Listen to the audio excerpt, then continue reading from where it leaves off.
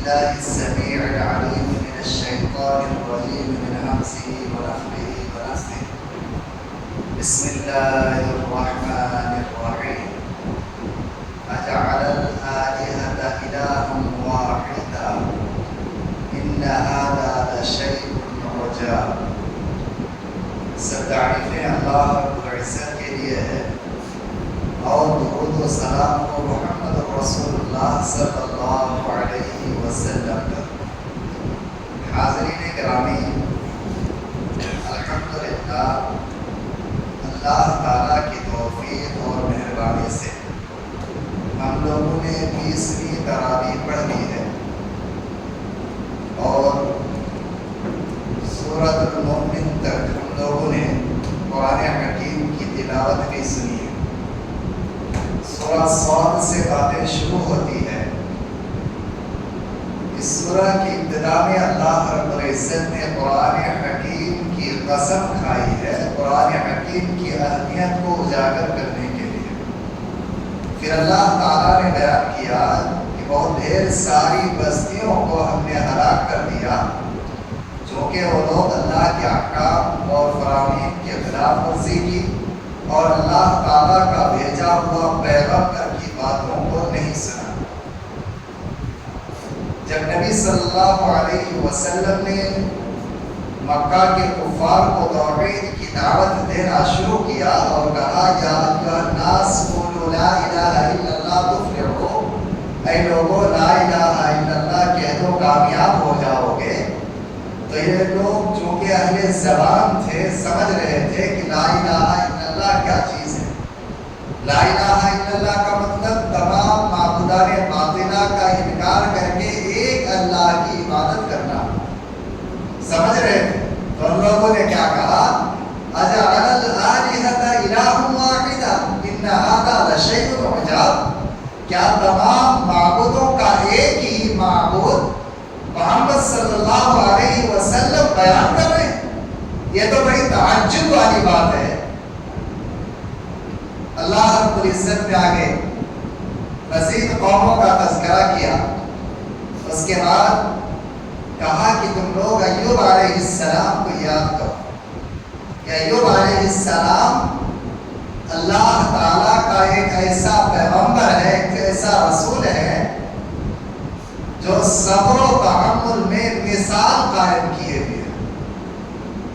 ایوب علیہ السلام کو اللہ تعالیٰ نے بہت ڈھیر ساری دولت سے نوازا تھا. ان کی بیویاں، نوکر چاکر، گھر بار ساری چیزیں موجود تھیں.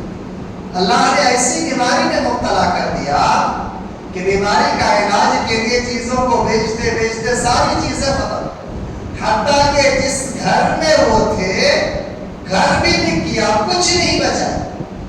جسم کے اندر کیڑے پڑ گئے اور جسم سے بدبو پھیلنے لگی. گاؤں کے لوگوں نے مجبور کر دیا کہ آپ جو ہے گاؤں میں رہ نہیں سکتے. ایوب علیہ السلام گاؤں چھوڑ کر کے باہر جا کر کے کیا بس کیے، ساری بیویاں ساتھ چھوڑ دی، دولت سب ختم. ایک بیوی جس کا نام بی بی رحمت ہے، یہ ایوب علیہ السلام کا ساتھ تھی. گاؤں میں آ کر کے محنت مزدوری کرتی تھی، کسی کے گھر گئی برتن باٹی وغیرہ صاف کرتی، کچھ اور کام کر لی، جو کچھ ملتا تھا خود بھی کھاتی تھی، اپنا شوہر ایوب علیہ السلام کو بھی کھلاتی تھی. ایک دن گاؤں سے اپنا ڈیرا جا رہی ہے، شیطان اس کو ورگلاتا ہے اور کہتا ہے اے بی بی رحمت، کیا تجھے معلوم ہے یہ ساری زمینیں تیرے شوہر کی تھی، یہ ساری بلڈنگیں تیرے شوہر کی تھی، تمہارے شوہر کے باغات تھے، یہ ساری چیزیں تھیں. اگر ایک مرتبہ تمہارا شوہر مجھ کو سجدہ کر لے تو پھر یہ ساری چیزیں میں لوٹا سکتا ہوں. اب عورت ذات ہے، عقیدے کے اندر اتنی پختگی نہیں ہے. جا کر کے ایوب علیہ السلام کے سامنے اس نے پوری بات کر دی. اب ایوب علیہ السلام قسم کھا لیا، اللہ کی قسم، جس دن میری بیماری صحیح ہوگی اس دن میں تجھے 100 کوڑے لگاؤں گا. اللہ کے علاوہ غیر اللہ کو سجدہ کرنے کہتی کہ اللہ کے علاوہ کوئی اور ہے جو بیماری سے شفا دے؟ اللہ کے علاوہ کوئی اور ہے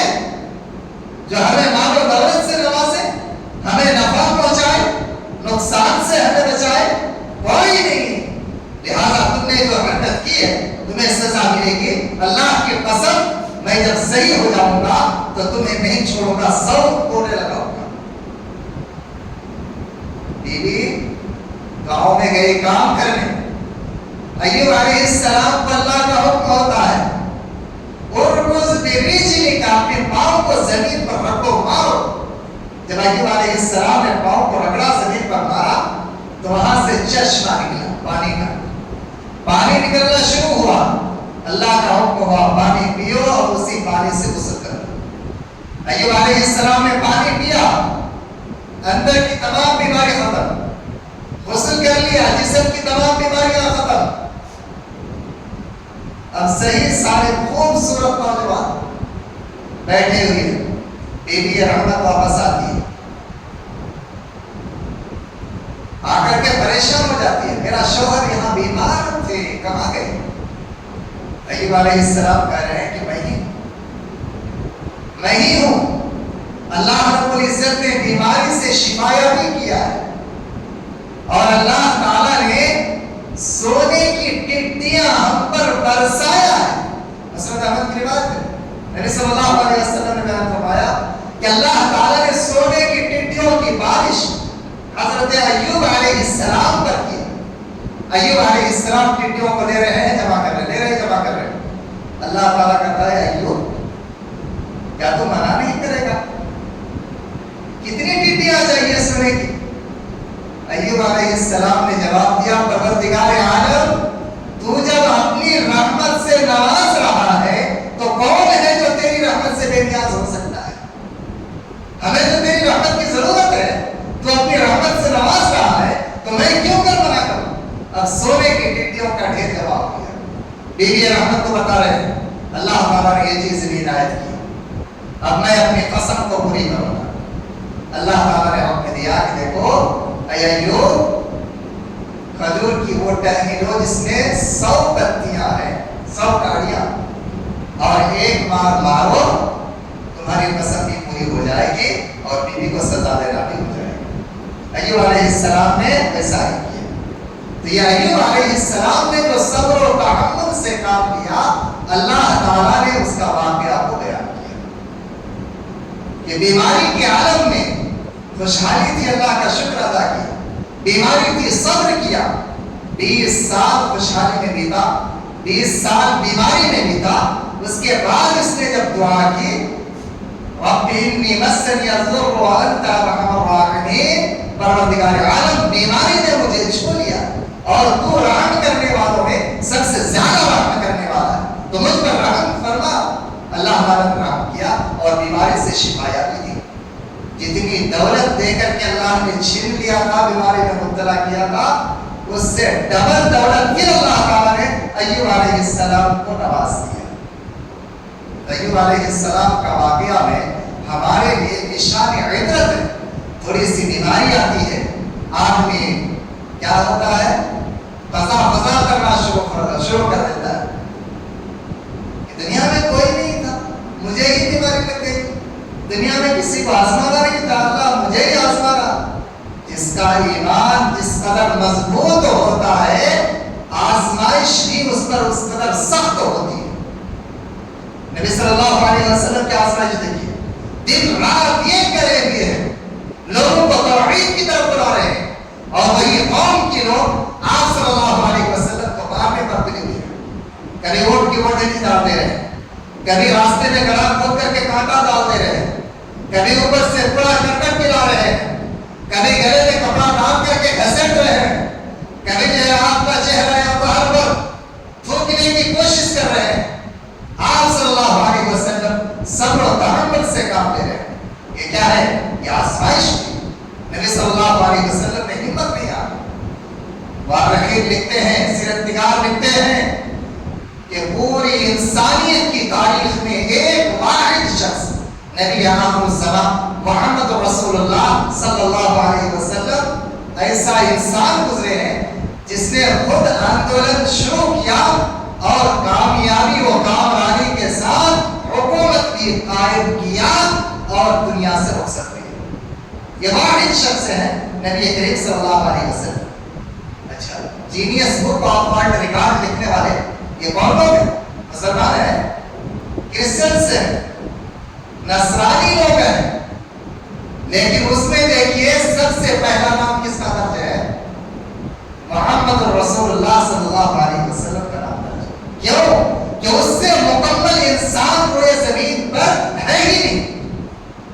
ایک شادی کرنا ہے، انیک شادی کرنا ہے، بچپن کی زندگی ہے، بڑھاپے کی زندگی ہے، دوست احباب سے ملنے جلنے کا طریقہ ہے، وہ ساری چیزیں، دشمنوں کو کیسے ڈیل کرنا ہے، ساری چیزیں موجود ہیں نبی صلی اللہ علیہ وسلم کی زندگی میں۔ بارے کیف اس طرح سے جس کا ایمان جس قدر مضبوط ہوتا ہے ان کی آزمائش بھی اس قدر سخت ہوتی ہے، جیسے کہ ایوب علیہ السلام کا واقعہ آپ کے سامنے رکھا گیا اور بطور مثال چند باتیں نبی علیہ السلام کی آپ کی خدمت میں پیش کی گئی۔ پھر آگے اللہ تعالیٰ نے ابلیس اور آدم علیہ السلام کا واقعہ کا تذکرہ کیا۔ یہ واقعہ کا ایک ٹکڑا ہے کہ اللہ تعالیٰ نے فرشتوں کو حکم دیا کہ آدم کو سجدہ کرو۔ فرشتوں نے سجدہ کیا، ابلیس نے سجدہ نہیں کیا۔ قرآن کی آیت کیا بتاتی ہے؟ فسجد الملائکۃ کلھم اجمعون، سب فرشتوں نے سجدہ کیا۔ یہ کس نے سجدہ نہیں کیا؟ ابلیس نے۔ فرشتوں کو سجدہ کا حکم ہوا تھا، ابلیس کو الگ سے حکم ہوا تھا کیا؟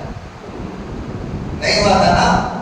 لیکن فرشتوں میں ابلیس جو ہے ایک معیار قائم کر لیا تھا اللہ کی عبادت کرتے کرتے، لہذا اس کا شمار فرشتوں میں ہونے لگا۔ تو جب فرشتوں میں ان کا شمار ہوا تو فرشتوں کو عام حکم تھا تو ابلیس کو بھی سجدہ کر لینا تھا، ابلیس نے سجدہ نہیں کیا۔ جب سجدہ نہیں کیا تو اللہ تعالیٰ نے پوچھا تم نے سجدہ کیوں نہیں کیا؟ کہا کہ خلقتنی من نار وخلقتہ من طین، اے اللہ تو نے مجھے آگ سے پیدا کیا اور آدم علیہ السلام کو مٹی سے پیدا کیا، میں مٹی کے سامنے جھک جاؤں؟ نہیں جھک سکتا۔ تو اللہ تعالیٰ نے کہا کہ فاخرج منها فإنک رجیم، نکلو یہاں سے، بھاگ جاؤ، تم رجیم ہو، شیطان مردود ہو، ابلیس ہو، لعین ہو، ملعون۔ کتنے طرح کے الفاظ سے اللہ تعالیٰ نے ان کے تعلق سے استعمال کیا، کتنے طرح کے الفاظ۔ کیوں؟ اللہ کا حکم تھا، مان لینا تھا، نہیں مانا، رائی دائی درگاہ ہوا اور اللہ تعالیٰ نے کہا دیا کہ قیامت تک تمہارے اوپر لعنت پڑتی رہے، قیامت تک۔ ابلیس نے بھی اللہ تعالیٰ سے مہلت مانگی، کہا رب فانظرنی الی یوم یبعثون، کہ قیامت تک اے اللہ تو مجھے مہلت دے۔ اللہ تعالیٰ نے مہلت بھی دے دی، جاؤ۔ لیکن جب ابلیس نے کہا کہ تیرے سارے بندوں کو میں گمراہ کروں گا، اللہ تعالیٰ نے کہا کہ میرے مخلص بندے جو ہیں مومنین، ان کو تو گمراہ نہیں کر سکتا ہے۔ پھر آگے جو ہے سورہ زمر شروع ہوتا ہے۔ سورہ زمر میں اللہ رب العزت نے اولاً کتاب اللہ کی تعلق سے باتیں کی، اس کے بعد کہا کہ تم خالص ایک اللہ کی عبادت کرو، اس کے دین کو ان کے لیے خالص کر دیں۔ پھر آگے اللہ رب العزت نے تمام بندوں سے مخاطب ہو کر کے کہا کہ تم لوگ صرف اور صرف ایک ہی اللہ تعالیٰ سے ڈرو اور ان کی عبادت کرو۔ جو کچھ تم بھلائی کریں گے یہ تمہاری بھلائیاں تمہارے ساتھ ہوں گی، یہ تمہاری بھلائیاں تمہارے ساتھ ہوں گی۔ اور یاد رکھو اللہ کی عبادت میں جتنی طرح کی پریشانیاں آتی ہیں اس پر تم صبر کر لو گے تو پھر اللہ تعالیٰ بغیر حساب کتاب کا تمہیں اجر عنایت کرے گا۔ لہذا اللہ تعالیٰ کی عبادت کرنا یہ بھی ایک اہم چیز ہے، اور اللہ کی عبادت وہی کر سکتا ہے جس کا سینہ کو اللہ تعالیٰ نے دین اسلام کے لیے اپنے نور کے لیے کھول دیا۔ اسی آیت نمبر 22 کے اندر اللہ تعالیٰ نے بیان کیا۔ پھر آگے اللہ رب العزت نے کفار و مشرکین کی باتوں کا جواب دیتے ہوئے یہ کہا کہ انک میت و انہم میتون، اے نبی صلی اللہ علیہ وسلم یہ جو کفار یا مشرکین آپ پر طعنہ زنی کر رہے، آپ کو ابھی موت کی آغوش میں جانا ہے اور یہ بھی موت سے اپنے آپ کو بچا نہیں پائے۔ سب کو مرنا ہے، اللہ کے پاس جانا ہے۔ یہاں سے باتیں 12 نمبر 23 کی ختم ہوتی ہے۔ 12 نمبر 24 میں پہلی آیت میں اللہ تعالیٰ نے کیا چیز بیان کیا کہ اس سے بڑا ظالم کون ہو سکتا ہے جو اللہ رب العزت پر جھوٹ ڈالتا ہے۔ اللہ تعالیٰ پر جھوٹ باندھنا کیا ہے؟ کہ اللہ کا بیٹا ہے؟ نہیں. اللہ کی بیٹیاں ہیں؟ نہیں. لیکن کسی کو اللہ کی بیٹی قرار دینا، کسی کو اللہ کا بیٹا قرار دینا، کسی کو اللہ کی بیوی قرار دینا، یہ اللہ پر افترا ہے، اللہ پر جھوٹ باندھنا ہے. اور جو لوگ اللہ رب العزت پر جھوٹ باندھتا ہے، اللہ رب العزت کی بارگاہ میں وہ سخت عذاب کا مستحق ہوگا اور سخت عذاب سے دوچار کیا جائے گا. پھر آگے اللہ رب العزت نے جن چیزوں کا تذکرہ کیا ان میں سے ایک بات یہ ہے کہ اللہ کی رحمت بہت وسعت والی ہے. لہذا اے نبی صلی اللہ علیہ وسلم آپ میرے بندوں سے کہہ دیجیے کہ تم جو کچھ کر رہے ہو اللہ تعالیٰ سے توبہ استغفار کرو، اللہ تعالیٰ کی رحمت سے مایوس نہ ہو. تم نے انجانے میں گناہ کیا، اللہ پر افترا باندھا، اللہ کا کسی کو بیٹا مان لیا، اللہ کی کسی کو بیٹی مان لیا، کسی کو اللہ کی بیوی کہہ دیا، یا انجانے میں تم نے غلطی کی، تم سے خطا ہوا، تم سے گناہ سرزد ہوئے، تو تم توبہ استغفار کر لو، اللہ رب العزت معاف کرنے والا ہے. اللہ تعالیٰ تجھے معاف کر دے گا. اللہ کی رحمت بہت وسعت والی ہے، اللہ کی رحمت سے مایوس مت ہو. پھر آگے اللہ رب العزت نے جہنمیوں کا تذکرہ کیا کہ ذوق در ذوق، گروہ در گروہ جہنمی جہنم کے اندر داخل کیے جائیں. اور اسی طریقے سے جو جنتی لوگ ہیں تو جنت کے اندر داخل کیے جائیں گے. رب کا فیصلہ ہوگا. یہ سب اللہ کے فرشتے، جنتی لوگ سب کیا کریں گے؟ اللہ تعالیٰ کی تعریف و توصیف کی بڑائی و بڑائی بیان کریں گے. پھر آگے جو ہے سورۃ المومن شروع ہوتا ہے. مومن آگے چل کر کے مومن شخص کا واقعہ بیان ہوا ہے. وہ مومن شخص کون ہے؟ کہا جاتا ہے کہ یہ جو ہے فرعون کا بھانجا تھا اور ایمان لا کر کے اپنا ایمان کو یہ چھپایا ہوا تھا. اس نے ایک بڑا مجمع بنایا، بہت ڈھیر سارے لوگ جمع ہو گئے. اس کے سامنے اس نے تقریر کی اور کہا کیا تم ایک شخص کو اس لیے مارنا چاہتے ہو، اس لیے قتل کرنا چاہتے ہو جو کہتا ہے کہ اللہ رب العزت ہمارا رب ہے؟ اس کا کیا قصور ہے؟ وہ توحید کی دعوت دے رہا ہے، اس لیے تم اس کے گلے میں چھری چلانا چاہ رہے، اس کو مارنا چاہ رہے، اس کو ختم کرنا چاہ رہے. لوگوں کے سامنے اتنی معطل تقریر کی کہ قریب تھا کہ لوگ دائرہ اسلام میں داخل ہو جائے. اب فرعون نے وہاں پر چاپلوسی کی اور حامان سے کہا ایک اونچی بڑی بلڈنگ میرے لیے تیار کرو. بلڈنگ تیار کی گئی. بلڈنگ کے اوپری حصے میں چڑھ کر کے تیر کو کمان میں رکھ کر کے چھوڑا اور کہا کہ موسیٰ کے رب کو آسمان والے کو میں ختم کرنا چاہتا ہوں. کرنا ایسا ہوا، مفسرین کرام لکھتے ہیں کہ جب اس نے تیر کو اوپر چھوڑا اللہ تعالیٰ نے تیر میں پھول لگا کر کے واپس بھیج دیا. اب فرعون لوگوں کو کہنے لگا دیکھو آسمان کا جو رب ہے ہم نے اس کو بھی مار دیا. اب میں سب سے بڑا رب، مجھ سے بڑا رب کوئی نہیں ہے. اس طرح سے جو لوگ دائرہ اسلام میں داخل ہونے والے تھے، فرعون کی اس حرکت سے وہ دائرہ اسلام سے دور چلے گئے. اب وہ اسلام کی دولت سے محروم رہ گئے. پھر آگے اللہ رب العزت نے جن چیزوں کا تذکرہ کیا ان میں سے ایک چیز یہ ہے کہ اللہ رب العزت نے رات کو سکون کے لیے پیدا کیا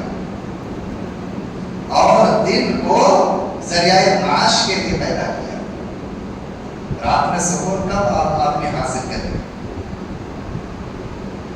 جب اللہ اس کے رسول کے احکام کے تحت عمل کرے گا تو رات کو سکون ملے گا. لیکن اگر نہیں ہے، ذکر اذکار نہیں ہے، تو پھر سکون نہیں ملے گا. یہ سکون بھی اللہ تعالیٰ کی بہت بڑی نعمت ہے. کروڑوں کا جائیداد رکھنے والا نیند کی گولی لیتا ہے سکون حاصل کرنے کے لیے، نیند حاصل کرنے کے لیے.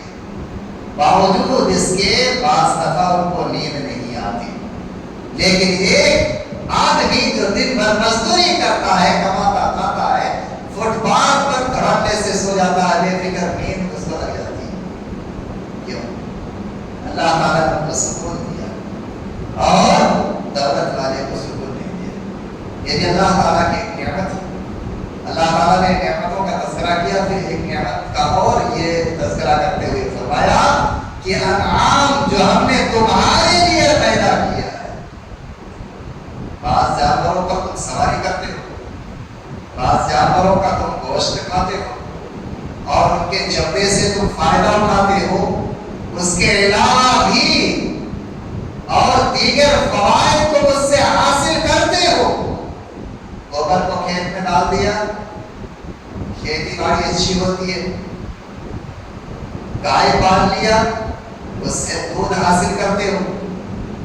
اس کے علاوہ کشتیوں میں تم چڑھتے ہو. یہ سب کیا ہے؟ اللہ تعالیٰ کی نشانیاں، یہ اللہ تعالیٰ کی آیات ہیں. پھر بتاؤ اللہ تعالیٰ کی کون کون سی نعمت کو تم جھٹلاؤ گے؟ کون سی چیز ایسی ہے جس سے تم بے نیاز ہو سکتے ہو؟ اللہ کی نعمتیں تو اتنی ہے کہ تم شمار بھی کرنا چاہو، گننا بھی چاہو تو گن نہیں سکتے ہو. اللہ رب العزت کی جو سنت ہے اس کے اندر وہی تبدیلی ہے. جس طرح سے اللہ تعالیٰ نے طریقہ رکھا وہی طریقہ ہے. یہاں پر باتیں ختم ہوتی ہیں انشاءاللہ العزیز.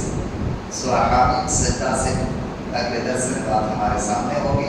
اللہ سے دعا ہے پروردگار عالم تو ہمیں ہدایت پر چلنے کی توفیق عنایت فرما، کفر اور شرک سے ہماری حفاظت فرما اور ہم سب کو اپنا عافیت نصیب فرما. آمین. سبحانک اللہم و بحمدک، اشہد ان لا الہ الا انت، استغفرک و اتوب